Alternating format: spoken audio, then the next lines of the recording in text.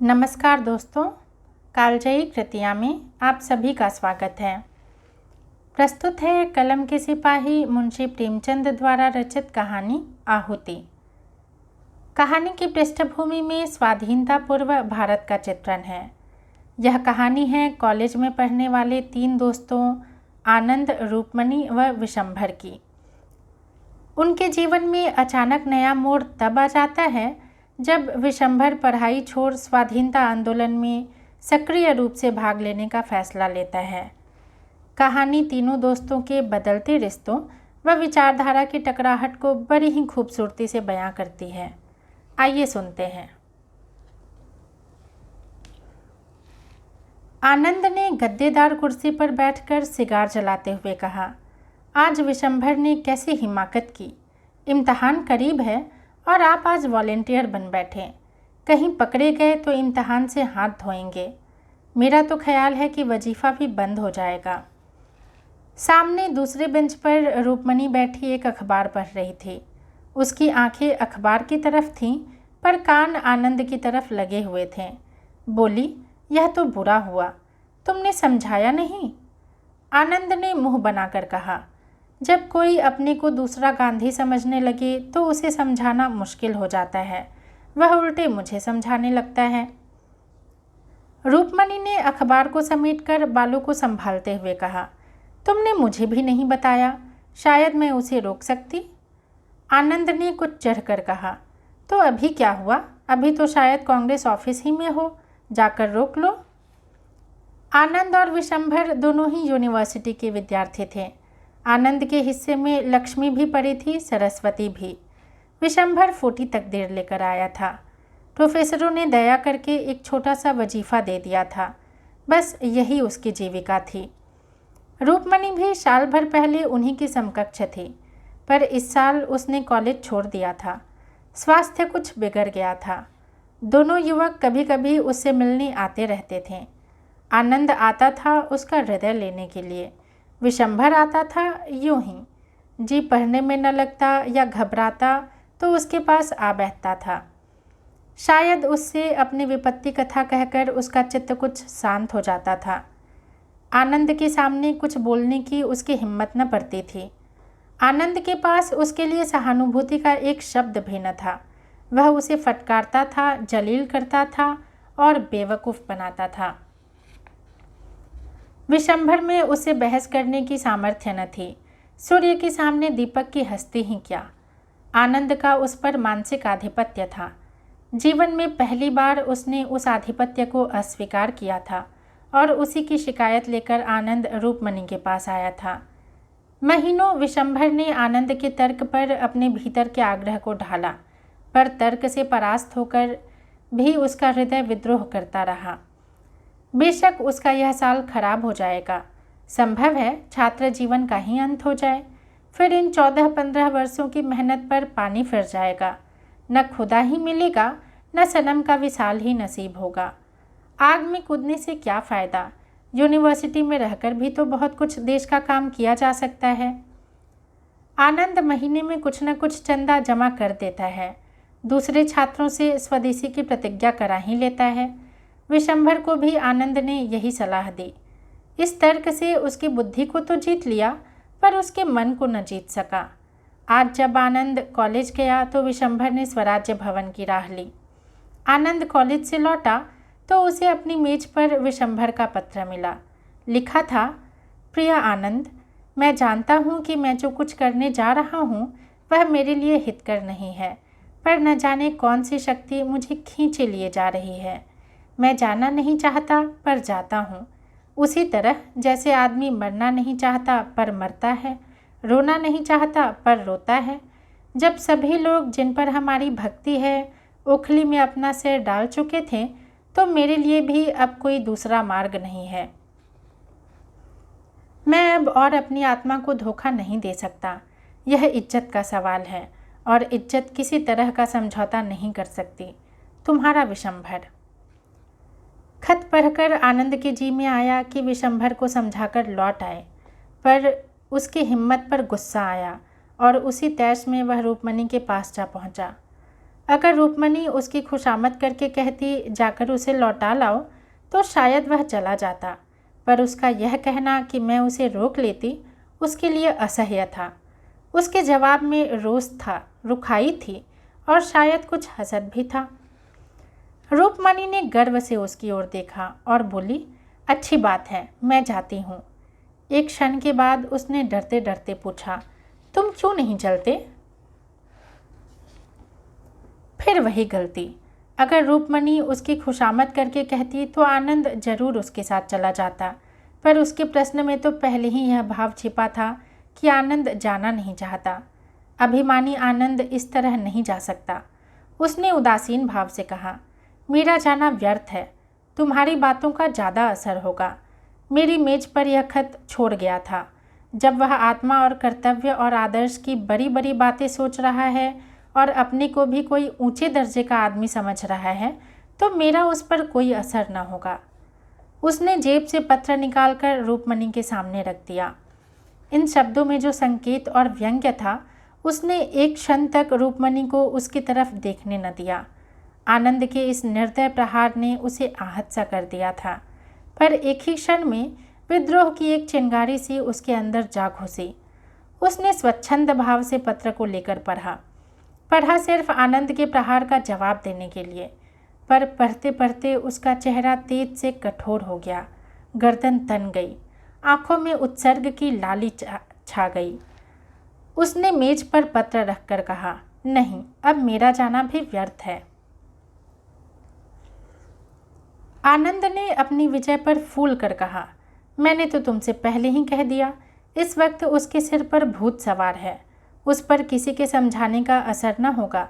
जब साल भर जेल में चक्की पीस लेंगे और वहाँ से तपेदिक लेकर निकलेंगे या पुलिस के डंडों से सिर और हाथ पांव तुड़वा लेंगे तो बुद्धि ठिकाने आवेगी। अभी तो जय जयकार और तालियों के स्वप्न देख रहे होंगे। रूपमणी सामने आकाश की ओर देख रही थी। नीले आकाश में एक छायाचित्र सा नजर आ रहा था। दुर्बल सूखा हुआ नग्न शरीर, घुटनों तक धोती, चिकना सिर, पोपला मुंह, तप, त्याग और सत्य की सजीव मूर्ति। आनंद ने फिर कहा, अगर मुझे मालूम हो कि मेरे रक्त से देश का उद्धार हो जाएगा तो मैं आज उसे देने को तैयार हूँ, लेकिन मेरे जैसे 150 आदमी निकल ही जाएं तो क्या होगा? प्राण देने के सिवा और तो कोई प्रत्यक्ष फल नहीं दिखता। रूपमणी अब भी वही छायाचित्र देख रही थी। वही छाया मुस्करा रही थी, सरल मनोहर मुस्कान जिसने विश्व को जीत लिया है।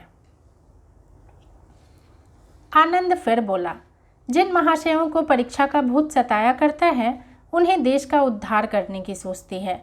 पूछिए, आप अपना उद्धार तो कर ही नहीं सकते, देश का क्या उद्धार कीजिएगा? इधर फेल होने से उधर के डंडे फिर भी हल्के हैं। रूपमणी की आंखें आकाश की ओर थीं। छायाचित्र कठोर हो गया था। आनंद ने जैसे चौंक कर कहा, हाँ, आज बड़ी मज़ेदार फिल्म है, चलती हो? पहले शो में लौट आएं? रूपमणी ने जैसे आकाश से नीचे उतर कर कहा, नहीं, मेरा जी नहीं चाहता। आनंद ने धीरे से उसका हाथ पकड़ कर कहा, तबीयत तो अच्छी है। रूपमणी ने हाथ छुड़ाने की चेष्टा न की। बोली, हाँ, तबीयत में क्या हुआ है? तो चलती क्यों नहीं? आज जी नहीं चाहता। तो फिर मैं भी नहीं जाऊंगा। बहुत ही उत्तम, टिकट के रुपए कांग्रेस को दे दो। यह तो टेढ़ी शर्त है, लेकिन मंजूर। कल रसीद मुझे दिखा देना। तुम्हें मुझ पर इतना भी विश्वास नहीं? आनंद हॉस्टल चला। जरा देर बाद रूपमणी स्वराज्य भवन की ओर चली। रूपमणी स्वराज्य भवन पहुंची तो स्वयं सेवकों का एक दल विलायती कपड़े के गोदामों को पिकेट करने जा रहा था। विशंभर दल में न था। दूसरा दल शराब की दुकानों पर जाने को तैयार खड़ा था। विशंभर इसमें भी न था। रूपमणी ने मंत्री के पास जाकर कहा, आप बता सकते हैं विशंभरनाथ कहाँ हैं? मंत्री ने पूछा, वही जो आज भर्ती हुए हैं? जी हाँ, वही। बड़ा दिलेर आदमी है, देहातों को तैयार करने का काम लिया है। स्टेशन पहुंच गया होगा, 7 बजे की गाड़ी से जा रहा है। तो अभी स्टेशन पर होंगे? मंत्री ने घड़ी पर नज़र डालकर जवाब दिया, हाँ, अभी तो शायद स्टेशन पर मिल जाएं। रूपमणी ने बाहर निकलकर साइकिल तेज की। स्टेशन पर पहुंची तो देखा विशंभर प्लेटफॉर्म पर खड़ा है। रूपमणि को देखते ही लपक कर उसके पास आया और बोला, तुम यहाँ कैसे आई? आज आनंद से तुम्हारी मुलाकात हुई थी? रूपमणि ने उसे सिर से पांव तक देखकर कहा, यह तुमने क्या सूरत बना रखी है? क्या पाँव में जूता पहनना भी देशद्रोह है? विशंभर ने डरते डरते पूछा, आनंद बाबू ने तुमसे कुछ कहा नहीं? रूपमणि ने स्वर को कठोर बनाकर कहा, जी हाँ कहा। तुम्हें यह क्या सूझी? 2 साल से कम के लिए न जाओगे? विशंभर का मुंह गिर गया। बोला, जब यह जानती हो तो क्या तुम्हारे पास मेरी हिम्मत बांधने के लिए 2 शब्द नहीं हैं? रूपमणि का हृदय महसूस उठा, मगर बाहरी उपेक्षा को त्याग न सकी। बोली, तुम मुझे दुश्मन समझते हो या दोस्त? विशंभर ने आंखों में आंसू भरकर कहा, तुम ऐसा प्रश्न क्यों करती हो रूपमणि? इसका जवाब मेरे मुंह से न सुनकर भी क्या तुम नहीं समझ सकती? रूपमणि, तो मैं कहती हूँ तुम मत जाओ। विशंभर, यह दोस्त की सलाह नहीं है रूपमणि। मुझे विश्वास है तुम हृदय से यह नहीं कह रही हो। मेरे प्राणों का क्या मूल्य है, जरा यह सोचो। एमए होकर भी 100 रुपये में नौकरी, बहुत बढ़ा तो 300-400 रुपये तक जाऊंगा। इसके बदले यहाँ क्या मिलेगा जानती हो? संपूर्ण देश का स्वराज्य। इतने महान हेतु के लिए मर जाना भी उस जिंदगी से कहीं बढ़कर है। अब जाओ, गाड़ी आ रही है। आनंद बाबू से कहना मुझसे नाराज न हो। रूपमणि ने आज तक इस मंदबुद्धि युवक पर दया की थी, इस समय उसकी श्रद्धा का पात्र बन गया। त्याग में हृदय को खींचने की जो शक्ति है, उसने रूपमणि को इतने वेग से खींचा कि परिस्थितियों का अंतर मिट गया। विशंभर में जितने दोस्त थे वे सभी अलंकार बन बनकर चमक उठे। उसके हृदय की विशालता में वह किसी पक्षी की भांति उड़ उड़कर आश्रय खोजने लगी। रूपमणि ने उसकी ओर आतुर नेत्रों से देखकर कहा, मुझे भी अपने साथ लेते चलो। विशंभर पर जैसे घरों का नशा चढ़ गया। तुमको? आनंद बाबू मुझे जिंदा न छोड़ेंगे। मैं आनंद के हाथों बिकी नहीं हूँ। आनंद तो तुम्हारे हाथों बिके हुए हैं।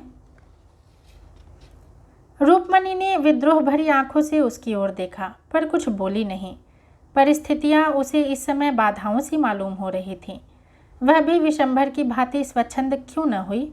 संपन्न माँ बाप की अकेली लड़की, भोग विलास में पली हुई, इस समय अपने को कैदी समझ रही थी। उसकी आत्मा उन बंधनों को तोड़ डालने के लिए जोर लगाने लगी। गाड़ी आ गई, मुसाफिर चढ़ने उतरने लगे। रूपमणि ने सजल नेत्रों से कहा, तुम मुझे नहीं ले चलोगे? विशंभर ने दृढ़ता से कहा, नहीं। क्यों? मैं इसका जवाब नहीं देना चाहता। क्या तुम समझते हो मैं इतनी विलासासक्त हूँ कि मैं देहात में नहीं रह सकती? विशंभर लज्जित हो गया। यह भी एक बड़ा कारण था, पर उसने इनकार किया। नहीं, यह बात नहीं। फिर क्या बात है? क्या यह भय है पिताजी मुझे त्याग देंगे? अगर यह भय हो तो क्या यह विचार करने योग्य नहीं? मैं उनके तृण बराबर परवाह नहीं करती। विशंभर ने देखा रूपमणि के चांद से मुख पर गर्वमय संकल्प का आभास था। वह उस संकल्प के सामने जैसे कांप उठा। बोला, मेरी यह याचना स्वीकार करो रूपमणि, मैं तुमसे विनती करता हूँ। रूपमणि सोचती रही। विशंभर ने फिर कहा, मेरी खातिर तुम्हें यह विचार छोड़ना पड़ेगा। रूपमणि ने सिर झुकाकर कहा, अगर तुम्हारा यह आदेश है तो मैं मानूंगी विशंभर। तुम दिल में समझते हो मैं क्षणिक आवेश में आकर इस समय अपने भविष्य को गारत करने जा रही हूँ। मैं तुम्हें दिखा दूंगी, यह मेरा क्षणिक आवेश नहीं है, दृढ़ संकल्प है। जाओ, मगर मेरी इतनी बात मानना कि कानून के पंजे में उसी वक्त आना जब आत्माभिमान या सिद्धांत को चोट लगती हो। मैं ईश्वर से तुम्हारे लिए प्रार्थना करती रहूँगी। गाड़ी ने सीटी दी। विशंभर अंदर जा बैठा। गाड़ी चली गई। रूपमणि मानो विश्व की संपत्ति अंचल में लिए खड़ी रही। रूपमणि के पास विशंभर का एक पुराना रद्दी सा फोटो अलमारी के कोने में पड़ा हुआ था।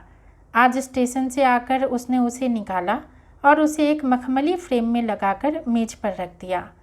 आनंद का फोटो वहाँ से हटा दिया गया। विशंभर ने छुट्टियों में उसे 2-4 पत्र लिखे थे।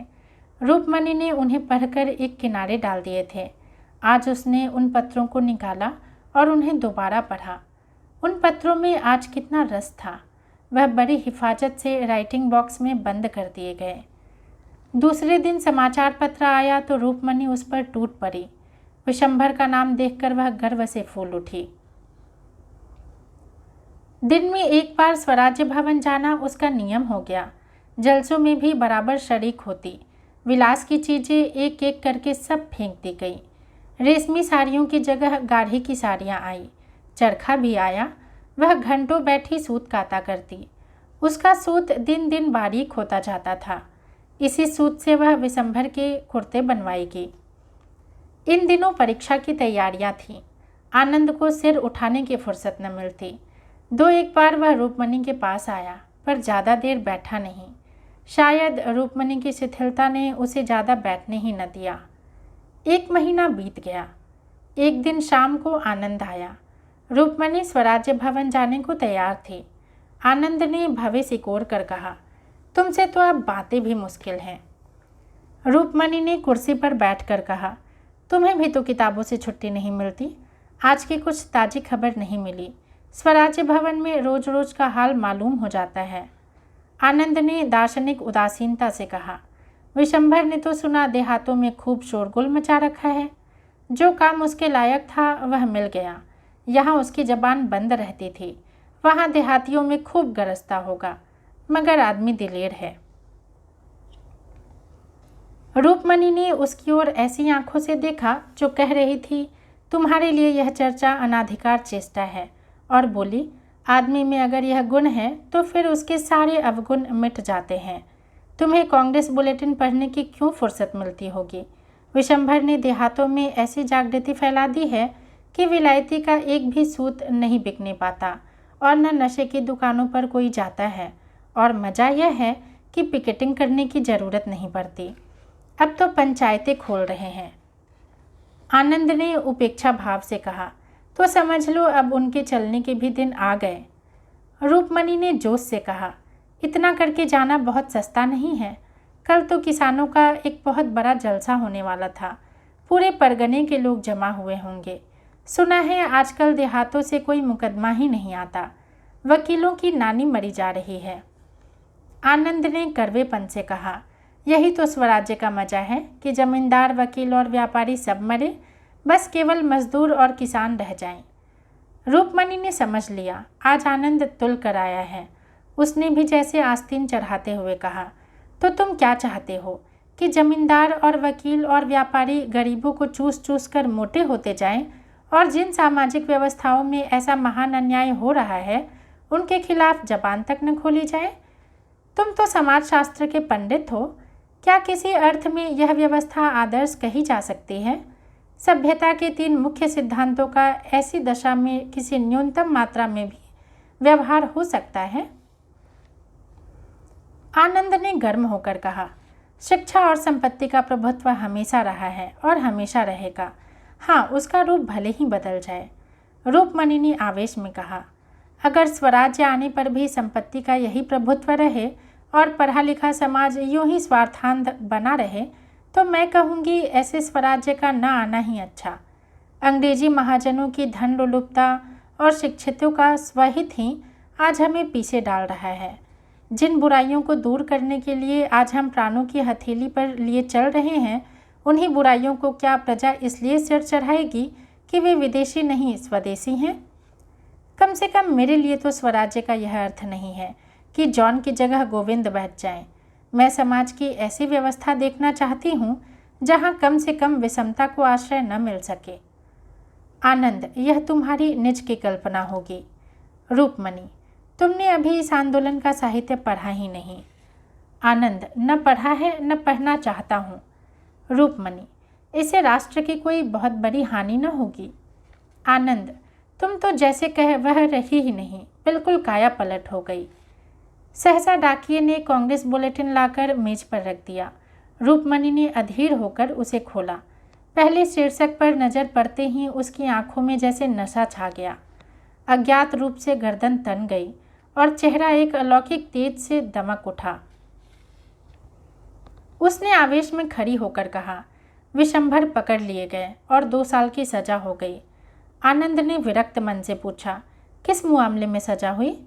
रूपमणि ने विशंभर के फोटो को अभिमान की आंखों से देखकर कहा, रानीगंज में किसानों की विराट सभा थी, वहीं पकड़ा है। आनंद, मैंने तो पहले ही कहा था 2 साल के लिए जाएंगे, जिंदगी खराब कर डाली। रूपमणि ने फटकार बताई, क्या डिग्री ले लेने से ही आदमी का जीवन सफल हो जाता है? सारा ज्ञान, सारा अनुभव पुस्तकों में ही भरा हुआ है।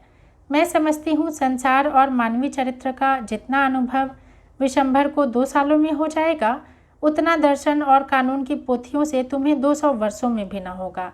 अगर शिक्षा का उद्देश्य चरित्र बल मानो तो राष्ट्र संग्राम में मनोबल के जितने साधन हैं, पेट के संग्राम में भी कभी हो ही नहीं सकते। तुम यह कह सकते हो कि हमारे लिए पेट की चिंता ही बहुत है, हमसे और कुछ हो ही नहीं सकता। हम में न उतना साहस है, न बल, न धैर्य, न संगठन, तो मैं मान जाऊंगी, लेकिन जाति हित के लिए प्राण देने वालों को बेवकूफ़ बनाना मुझसे नहीं सहा जाता। विशंभर के इशारे पर आज लाखों आदमी सीना खोल कर खड़े हो जाएंगे। तुम में है जनता के सामने खड़े होने का हौसला? जिन लोगों ने तुम्हें पैरों के नीचे कुचल रखा है, जो तुम्हें कुत्तों से भी नीचे समझते हैं, उन्हीं की गुलामी करने के लिए तुम डिग्रियों पर जान दे रहे हो। तुम इसे अपने लिए गौरव की बात समझो, मैं नहीं समझती।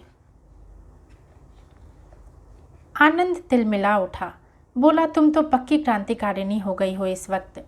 रूपमणि ने उसी आवेश में कहा, अगर सच्ची खरी बातों में तुम्हें क्रांति की गंध मिले तो इसमें मेरा दोष नहीं। आज विशंभर को बधाई देने के लिए जलसा जरूर होगा, क्या तुम उसमें जाओगी? रूपमणि ने उग्र भाव से कहा, जरूर जाऊंगी, बोलूंगी भी, और कल रानीगंज भी जाऊंगी। विशंभर ने जो दीपक जलाया है वह मेरे जीते जी बुझते नहीं पाएगा। आनंद ने डूबते हुए आदमी की तरह तिनके का सहारा लिया। अपनी अम्मा और दादा से पूछ लिया है? पूछ लूँगी, और वह तुम्हें अनुमति भी दे देंगे।